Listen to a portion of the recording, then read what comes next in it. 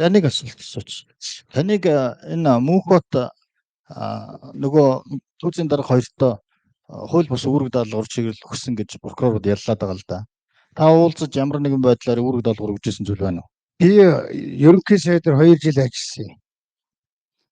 Би бол хэн нэгэн хүнд засгийн газрын тогтоолоос өөрөөр хуваараа юм уу, биечилж юм уу, ямар нэгэн байдлаар үүрэг даалгавар өгчээсэн нэг ширхэгч юм байхгүй. 2013-14 онд өөртөө чинь хурлын гишүүн Алтуйг уулзчихсан уу?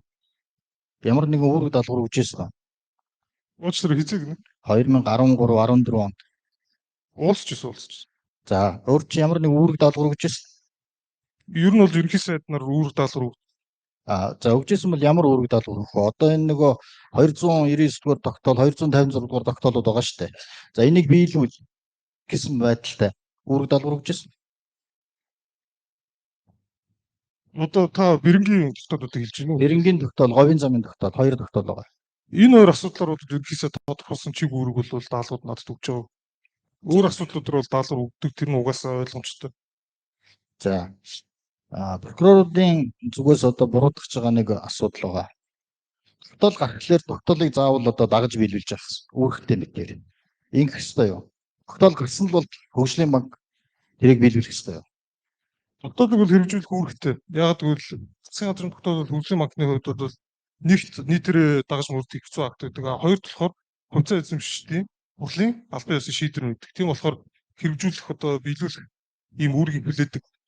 Харин яг зээл болгохтой үед бол Монгол Улсын хөгжлийн банкны тухай хууль дээр тавьсан тодорхой шаардлагууд байдаг. Эдгээр шаардлагуудыг бол бас заавалчгүй биелүүлэх ёстой. Эдгээр шаардлагуудыг биелүүлээгүй тохиолдолд бол хэдийгээр засгийн газрын тогтоолоор уг зээлийг санхүүжүүлэхийг зөвшөөрсөн байсан хэдий ч тухайн зээл санхүүжилт олохыг одоо татгалз эрх нь бол хөгжлийн банк гэдэг байгууллагын дүрслэлүүд бол байдаг. Энэ эрхийнхээ дагуу засгийн газрын тогтоолоор санхүүжүүлэх зөвшөөрсөн боловч зээлийг нь олгоогүй ийм төслүүд бол маш олон байгаа. Би одоо эхнээс нь ахуулаад бурдаж болно. Гэхдээ засгийн газрын тогтоолууд нь олон нийтэд нээлттэй угаасаа байдаг болохоор нийтдээ засгийн газрын тогтоолоор санхүүжүүлэх гэсэн бүх шийдвэрүүдийг ингээ аваад үзэх юм бол тэрний халт нь хөрөхгүй нэг 40 гаруй хувийг нь тухайн үед бид нэг судалгаа хийж байсан. Би хэрвээ буруу санаагүй 40 хэдэн хувийг нь л бид нар санхүүжүүлсэн бид. Үлсийг нь санхүүжүүлэх. За тэгэхээр прокуроруудын яллах төвлөрөн дээр бас нэг ийм ойлголт байна. Энэ 299-256 дугаар тогтоолуудыг хууль бус тогтоол гэж байгаа. Тэгэхээр энэ тогтоол танаас хууль бус тогтоолыг биелүүлэх ийм үүрэг чиглэл байсан уу байхгүй юу?